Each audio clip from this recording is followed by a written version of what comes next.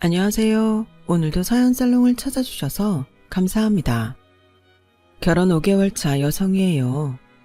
살면서 가슴에 맺히는 말 한마디쯤 누구나 있을 거예요.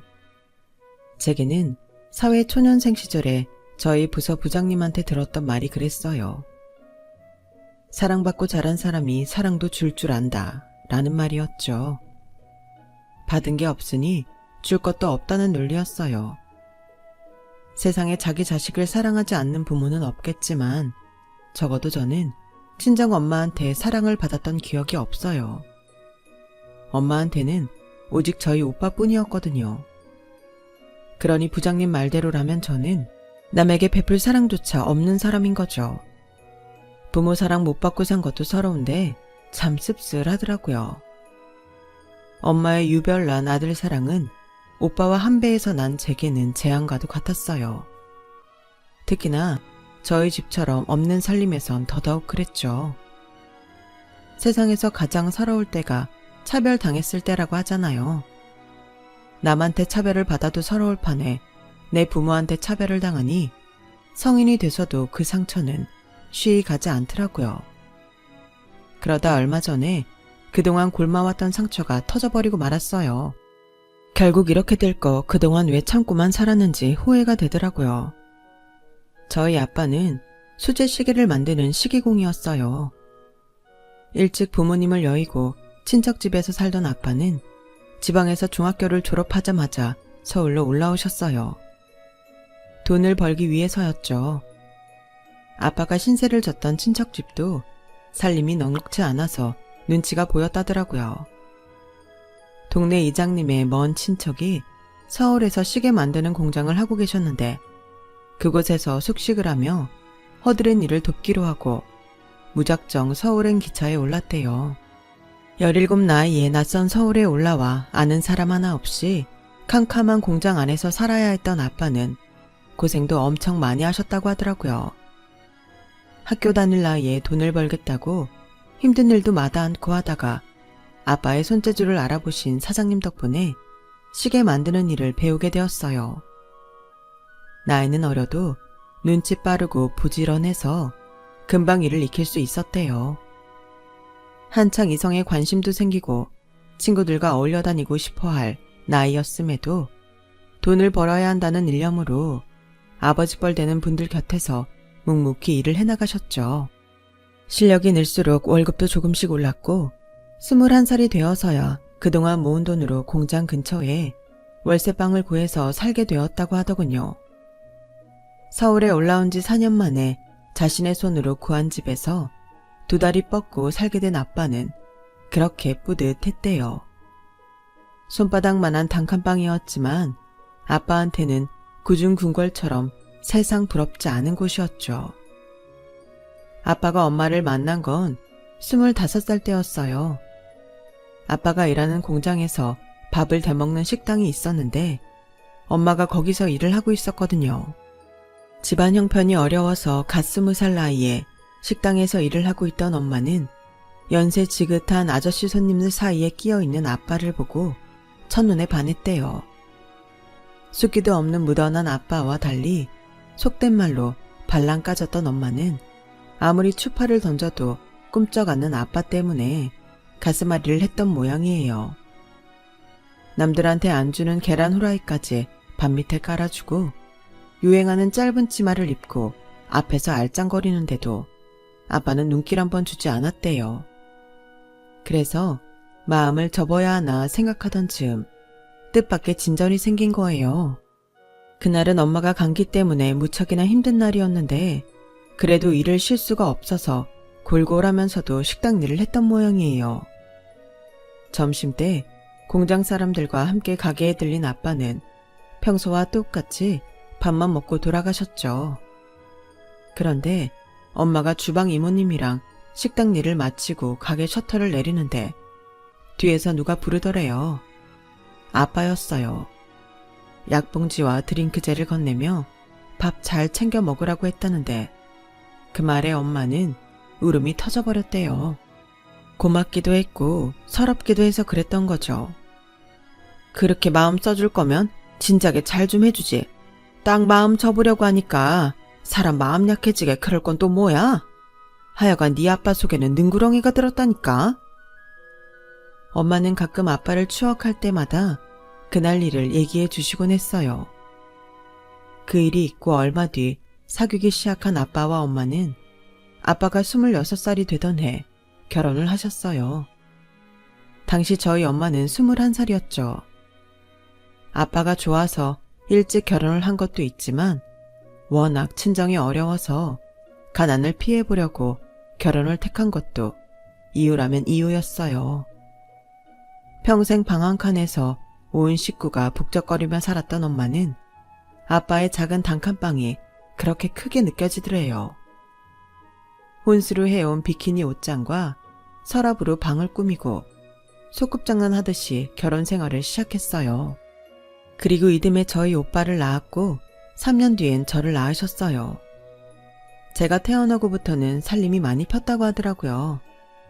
아빠가 그동안 다니던 공장을 나와 조금 더 큰 곳으로 이직을 했는데 월급이 많이 올랐다나 봐요.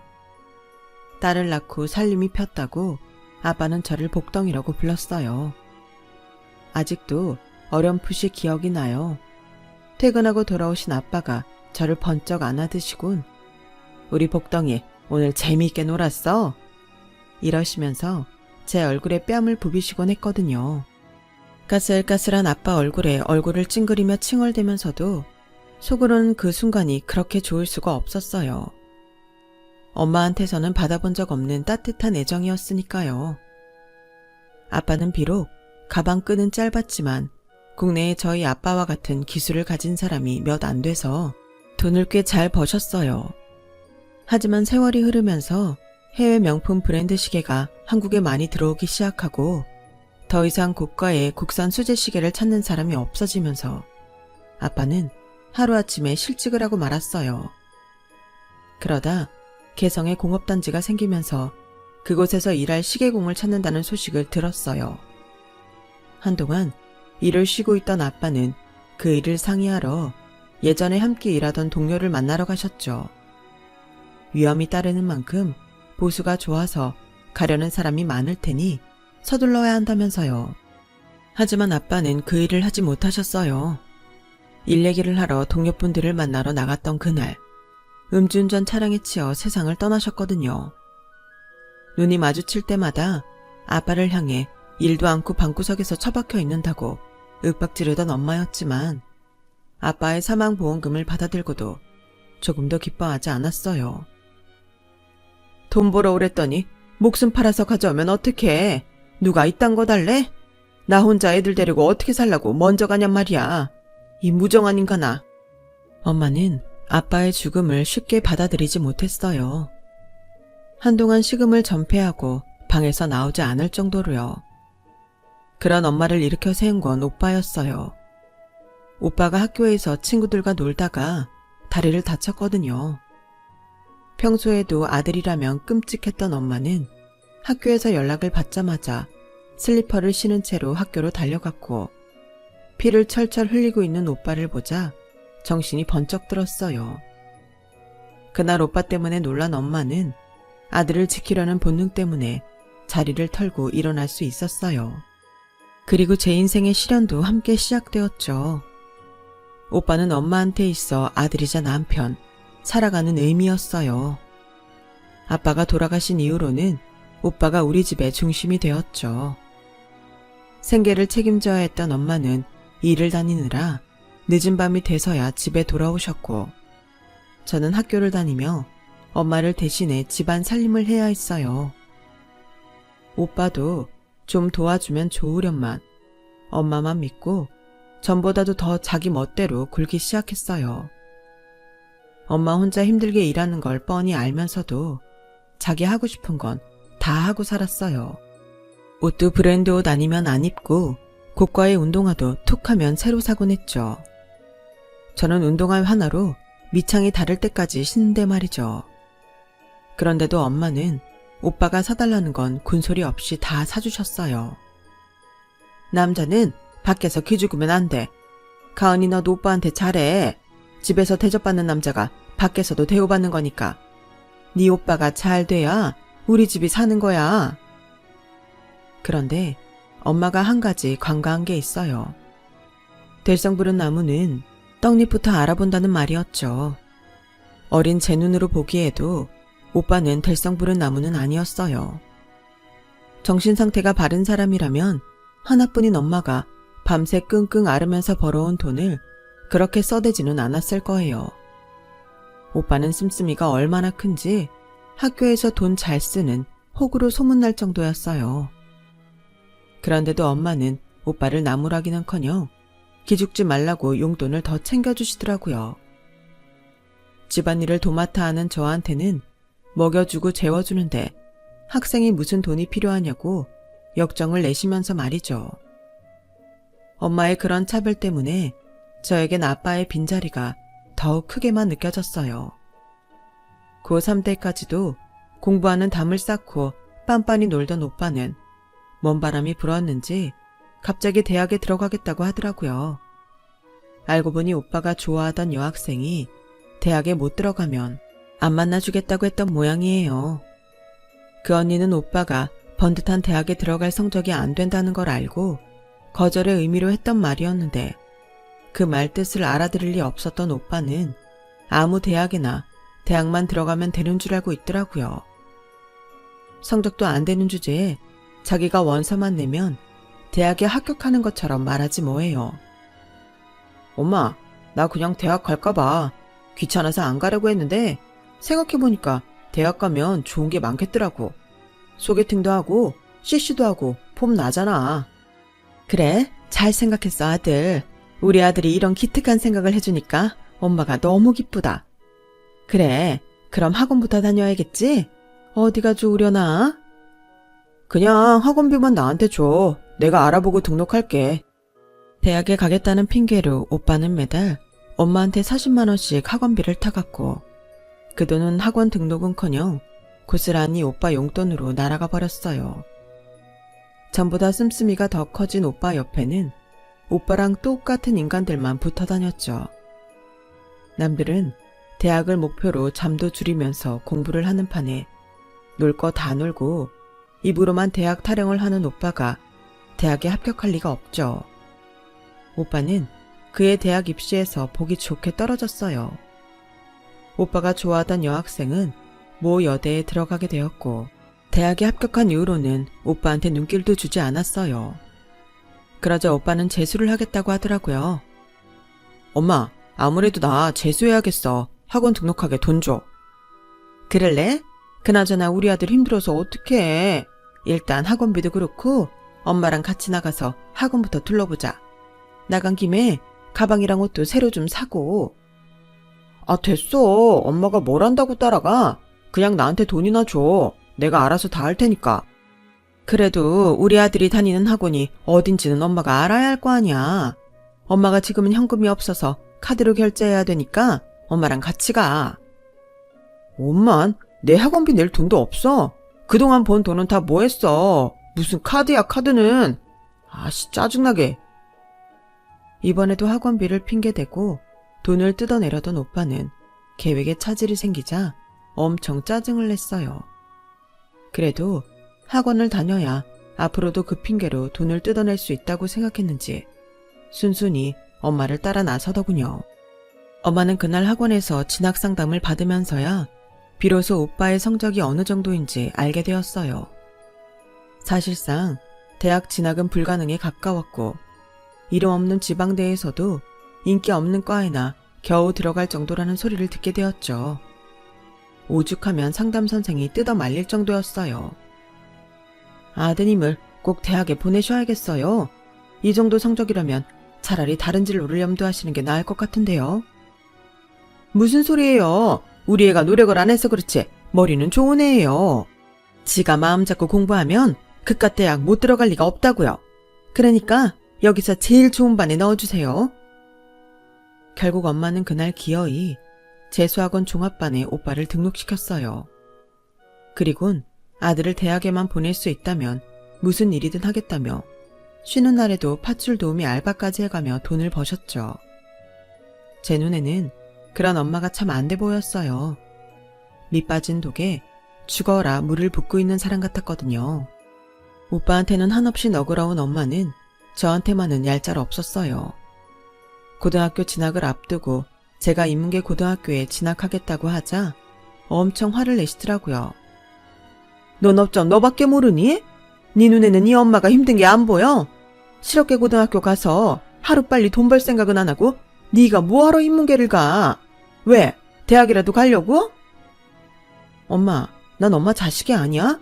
공부도 못하는 오빠는 재수학원까지 보내주면서 왜 나는 대학까지 말고 돈 벌어오래? 나 공부 잘하는 거 엄마도 알잖아. 학원 같은 거 안 보내줘도 돼. 대학도 입학금만 내주면 나머지 학기 등록금은 내가 벌어서 다닐게. 그러니까 대학만 보내줘. 응?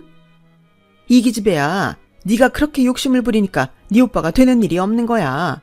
네 오빠가 누구냐? 우리 집 장남이잖아. 장남이 잘 돼야 집안이 선다고. 남의 집 딸들은 지 엄마 힘들까봐 어떻게든 도우려고 하는데 어쩜 니녀는 엄마 등골 빼먹을 생각만 하니? 내가 자식 새끼 헛 키웠지. 남편복 없는 년은 자식법도 없다더니 내가 그렇게 될 줄 누가 알았겠어. 아우 내 팔자야. 엄마는 끝까지 실업계 고등학교를 고집했고 저는 길을 쓰고 인문계에 가겠다고 버텼어요. 결국 엄마 뜻을 꺾고 인문계 고등학교에 들어가게 되었지만 그렇다고 해서 엄마가 대학에 보내주기로 한 건 아니었어요.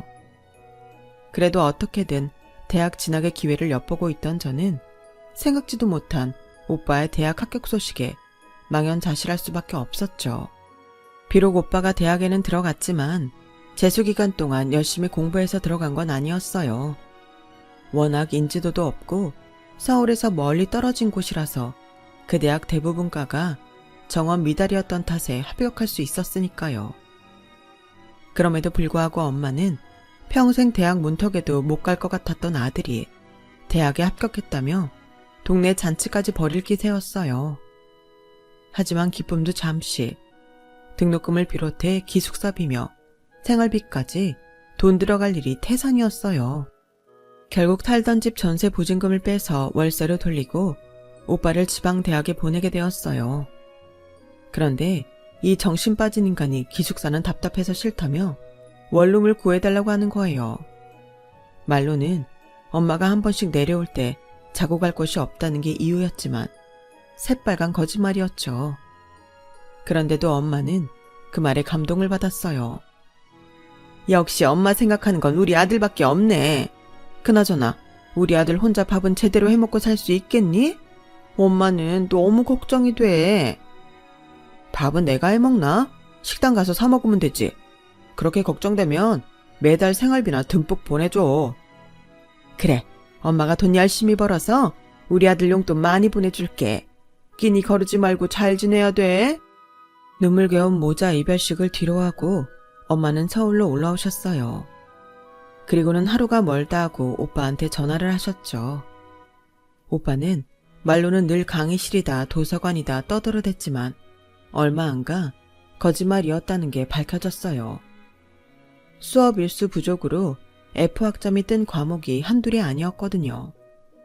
한마디로 지방까지 내려가서 대학을 다닌 게 아니라 돈지랄을 했던 거예요. 게다가 거기엔 놀 데가 변변치 않다고 주말마다 서울로 올라와선 친구들이랑 술을 진탕 마시고는 월요일 밤이나 돼서야 내려가곤 했어요. 그러니 성적이 제대로 나올 리가 없죠. 그렇게 두 학기를 다닌 오빠는 군입대를 했어요. 저는 속으로 다행이라고 생각했어요. 적어도 2년간은 오빠한테 들어갈 돈은 없었으니 저도 대학에 다닐 수 있을 거라는 기대를 했으니까요. 하지만 그런 제 바람은 이루어지지 않았어요. 제가 고3이 되던 해 엄마가 무리하게 일을 하시느라 무릎 관절을 혹사해서 한동안 일을 쉬게 되었거든요. 당장 월세 낼 돈도 없는 와중에 대학 가겠다는 말은 꺼낼 수도 없었어요. 오히려 남들은 수능 준비로 머리 싸매고 공부할 때 저는 월세를 벌기 위해 아르바이트를 해야 했어요. 대학은 물 건너가 버린 거죠. 고등학교를 졸업하고 운 좋게 취직을 하게 되었어요.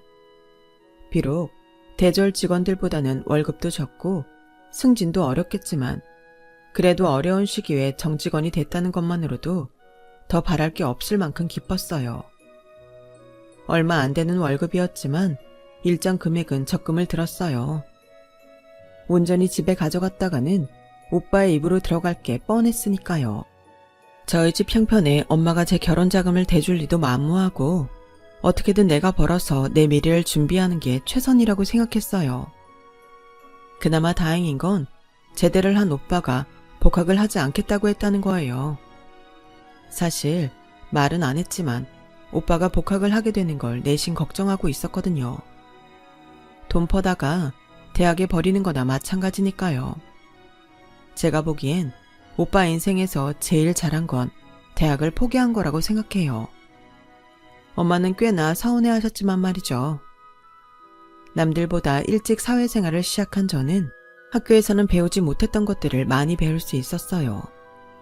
그 중에서 가장 큰 비중을 차지한 건 인간관계와 처세였죠. 회사는 그저 월급 받고 일만 하는 곳이 아니었거든요. 내가 출세지향적인 인간이건 아니건 오래 한 직장에서 월급 받고 일하고 싶다면 회사 돌아가는 흐름을 파악해야 했어요. 일명 라인 타기는 직장인에게 있어 가장 중요한 활동이었죠. 어느 라인을 타느냐에 따라 내 회사 생활의 명운이 달려있으니까요. 라인을 타기 위해서는 학연이 가장 중요했어요. 한마디로 어떤 대학을 나왔냐에 따라 시작부터 라인이 정해지는 거죠. 사실 이런 건 저와는 상관없는 일이었어요. 저처럼 고졸 출신들은 내가 탈 라인을 결정할 자격조차 없었거든요. 그냥 처음부터 내놓은 패였으니까요. 그러다 자기들이 필요할 때면 끌어다 쓰고 일 끝나면 버리곤 했어요. 그걸 알면서도 거절하지 못한 건 어떻게라도 쓰여지면서 회사에 남아 있어야 했기 때문이었어요. 그러던 어느 날이었어요. 회사 인턴들이 출근하기 시작한 지 2주쯤 지났을 때였어요. 처음 부서 배정을 받고는 인사도 열심히 하고 잔심부름도 자발적으로 하던 인턴들이 조금씩 변하기 시작했어요. 이제 슬슬 회사 돌아가는 게 보이기 시작한 거죠. 누구한테 잘 보여야 하고 누구랑 거리를 둬야 하는지 알게 된 시점이요. 커피를 마시려고 탕비실에 들어가려는데 인턴들이 선배들 뒷이야기를 하고 있더라고요. 모 부장은 자기랑 같은 대학 출신들만 예뻐한다는 둥, 이 회사의 주류는 땡땡 대학 출신이라는 둥, 이런저런 얘기를 하다가 제 이름이 나온 거예요. 이가은 씨만 보면 열받지 않냐? 대학도 못 나온 주제에 정직원이라니 말이 되냐고. 들어보니까 나랑 같은 나이더라고. 우리 같은 대졸자도 비정규직이 수두룩한데 고졸이 정직원이라니 어이없지 않냐? 그래도 윤대리님 말이 일은 잘한다던데. 그리고 정직원이면 다 같은 정직원이냐? 맨 따까리 노릇이나 하고 월급도 얼마 안 되던데 그냥 불쌍하게 생각해라. 치, 불쌍하긴. 인턴 끝나고 정직원 채용 안 되면 그땐 너도 이가은 같은 애도 부러워질걸? 정직원 되는 게 워낙 힘들다 보니 저런 마음이 드는 것도 이해는 하지만 내가 아무런 잘못도 안 했는데 다른 사람들 위에 오르내리는 건 기분이 안 좋았어요. 저도 대학에 가기 싫어서 안 간 것도 아니고 형편 때문에 엄두도 못 냈던 건데 꼭 무임승차한 사람 취급받는 건 너무하잖아요. 회사에 붙어있기 위해 발버둥 치는 건 저나 자기들이나 마찬가지인데 말이죠. 제가 고졸의 정직원이라는 사실이 인턴들 사이에 퍼지고부터 저를 대하는 인턴들의 행동이 많이 달라졌어요. 그중 유독 저를 고깝게 보던 인턴이 있었는데 하루는 부서 사람들이 다 있는 회식 자리에서 저한테 그러는 거예요. 가은 선배님은 처음 볼 때부터 낯이 익다 싶었는데 혹시 땡땡대학 나오셨어요? 탕비실에서 제가 고졸임에도 정직원이라 열받는다고 하는 소리를 다 들었는데도 그 인턴은 모른 척 제게 출신 대학을 물었어요. 공개적으로 제가 고졸임을 밝히게 하려고 그런 거였죠. 제가 인턴 얼굴을 빤히 보며 아무 말도 못하자 아닌가? 그럼 어느 대학 나왔어요? Y대? K대? 아니면 지방대? 아니요, 저 대학 안 나왔습니다. 아, 죄송해요. 전 그런 줄도 모르고. 제가 괜히 대학 얘기는 꺼내서 곤란하게 해드렸네요. 속에서는 부글부글 끓었지만 그렇다고 화를 낼 수도 없었어요. 부장님까지 다 계신 자리에서 그런 일로 화를 냈다가는 오히려 제가 더 속 좁은 사람으로 낙인 찍히게 될 테니까요. 그런데 그때였어요. 이번 인턴들 중 학벌이며 스펙이 가장 좋은 데다 사무 능력도 뛰어나서 일찌감치 정직원 채용이 된 인턴이 그러는 거예요. 윤지 씨는 기억력이 별론가 봐요. 자기 입으로 이가은 선배가 고졸이라고 소문내놓고는 회식 자리에서 굳이 본인한테 묻는 걸 보면 아니, 내가 언제 소문을 냈다고 그래요? 성훈 씨 성격 참 이상하네? 정직원 확정됐다고 꿀값 떠는 거야 뭐야? 그러게요.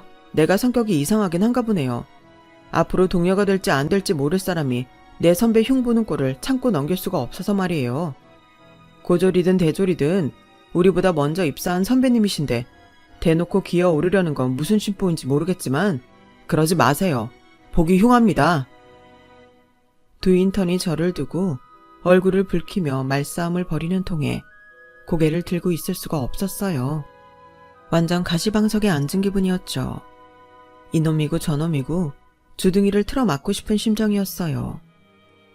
그날 1차 회식이 끝나고 대부분 2차 회식 자리로 이동을 하는데 저는 대리님께 말을 하곤 슬쩍 빠져나왔어요. 그 자리에 더 있다가는 또 무슨 꼴을 당할지 모르겠어서 차라리 집에 가서 발 씻고 잠이나 자자 싶었거든요. 술도 얼마 안 마셨고 아직 버스가 다니는 시간이라 버스 정류장에 앉아 있었어요. 그런데 뒤에서 누가 어깨너머로 음료수를 건네더라고요. 고개를 돌려보니 회식 자리에서 제 편을 들어주던 박성훈 인턴이었어요. 그런데 저도 모르게 그 사람 얼굴을 보니 불쑥 화부터 나더라고요. 그래서 퉁명스럽게 말을 했죠. 왜요? 나한테 고맙다는 인사라도 드리려고 온 거예요? 그런 거라면 잘못 왔습니다. 난 박성훈 씨한테 하나도 고맙지 않으니까요. 당연하죠. 제가 인사받을 일을 한 건 아니니까요. 근데 가은 선배님, 앞으로는 그런 애들 앞에서 학벌 때문에 기죽지 마세요. 선배님은 대학 안 나왔어도 선배 대접 받을 만큼 자격이 충분하니까요. 지금 누구 놀려요? 성훈 씨는 S대 출신의 토익 점수도 만점이니까 그렇게 당당할 수 있겠죠. 하지만 난 아니에요. 그런 내가 아까 같은 자리에서 정색하거나 화를 내면 오히려 나만 손해라고요. 자격지심에 그런다고 생각할 테니까요. 오늘 박성훈 씨 행동은 저를 도와준 게 아니라 일을 키운 거에 불과하다고요. 종로에서 뺨 맞고 한강에서 눈 흘기는 짓인 건 알지만 그땐 누구한테라도 화풀이를 하고 싶었어요. 운 나쁘게 하필 그때 제 눈에 들어온 게 박성훈 씨였던 거죠. 그날 그런 일이 있은 후로 회사에서 박성훈 씨를 피해 다녔어요. 미안하기도 하고 어색했거든요. 그런데 아무리 피해 다녀도 귀신같이 제 앞에 나타나는 통에 미치고 팔탁 뛰겠더라고요. 그런데 나중에 알고 보니 그때 이미 그 사람은 저를 좋아하고 있었더라고요. 회식 자리에서 저를 도와준 것도 그런 이유였고요. 저와 박성훈 씨는 톰과 제리처럼 도망치고 따라다니는 날이 이뤄졌고 그러다가 성훈 씨가 정직원이 되고 얼마 뒤부터 사귀게 되었어요. 물론 회사에는 비밀로요. 그러던 중 20살에 입사할 때부터 열심히 들었던 적금이 10년 만기가 되었어요. 시작할 때는 이게 언제 끝나나 싶었는데 꾸준히 붓다 보니 만기 날짜가 다가오긴 하더라고요.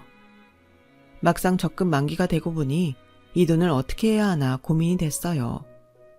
주변에선 주식에 투자해보라는 사람도 있고 안전하게 예금을 들라는 사람도 있었어요. 살면서 이런 큰 돈은 만져본 적도 없던 저는 덜컥 겁이 났어요.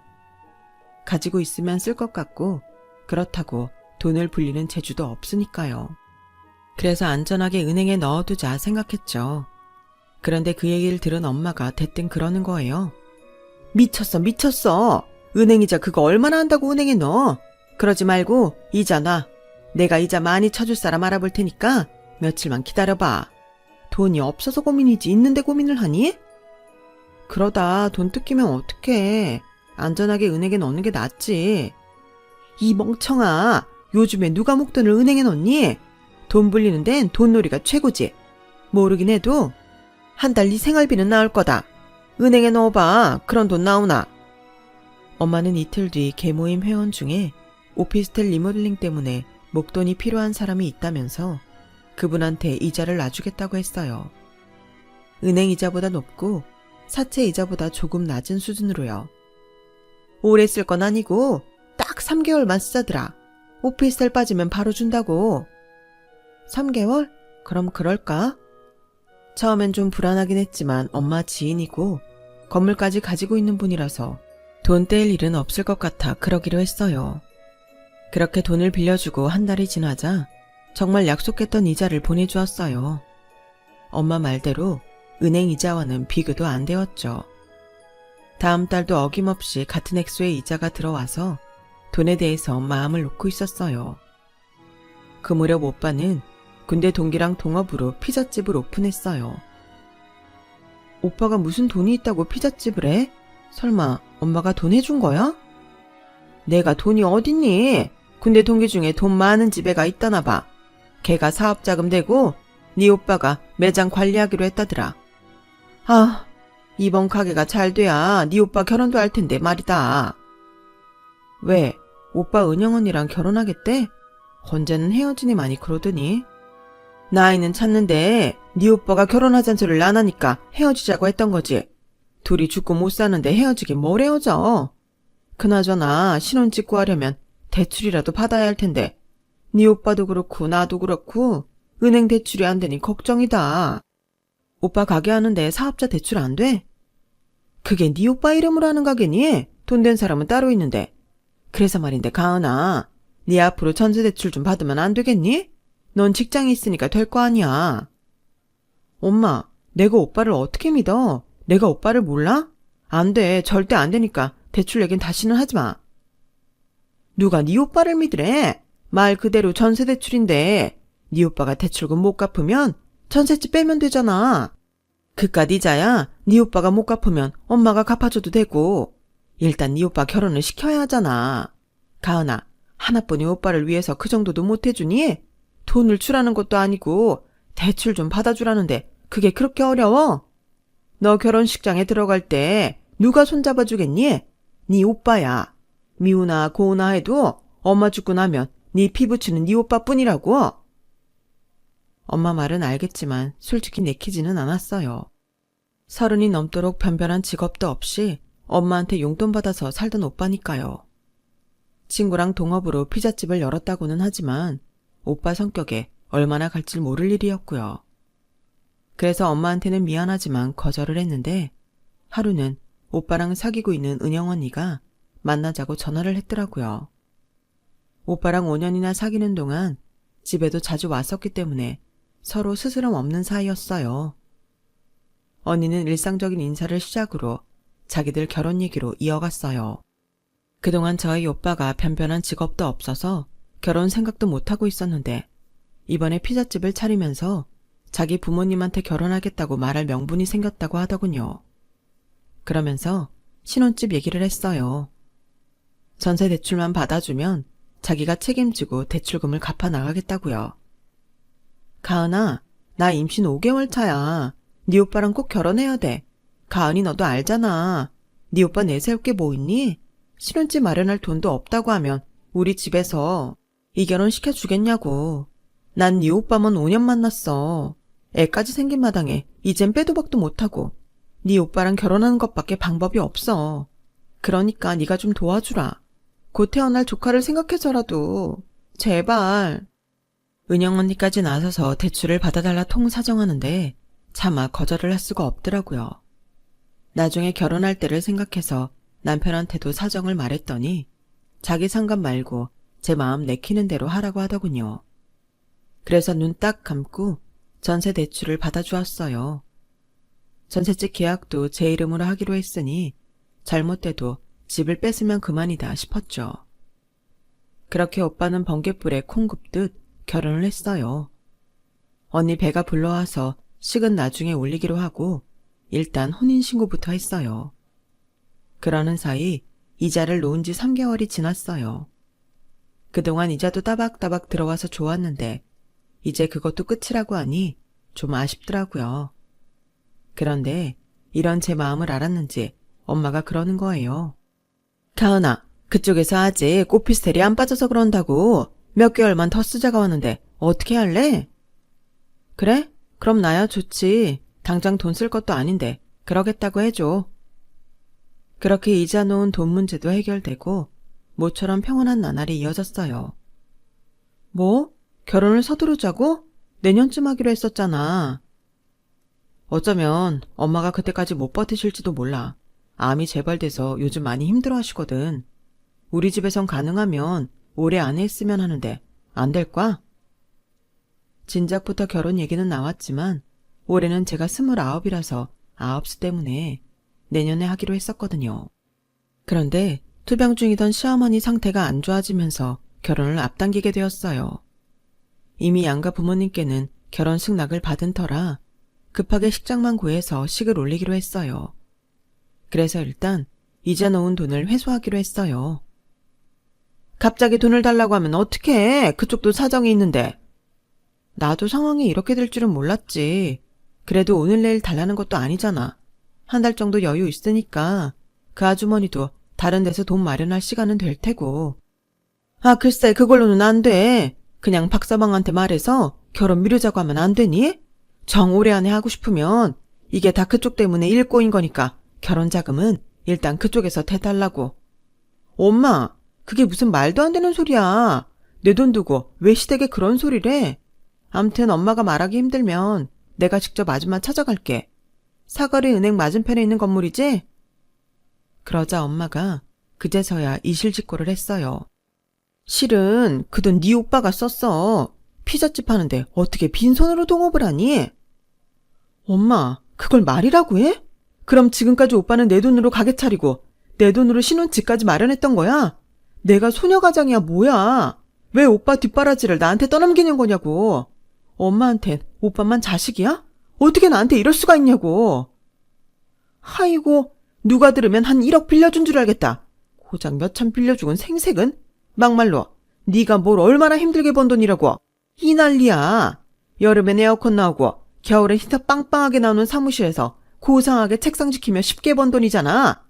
네가 나처럼 남의 집 청소해주고 벌기랬냐? 식당 설거지를 해주고 벌기랬냐? 팔자 좋게 쉽게 번 돈 그거 지 오빠 좀 빌려줬다고 난리야? 하여간 기집애가 이기적이야.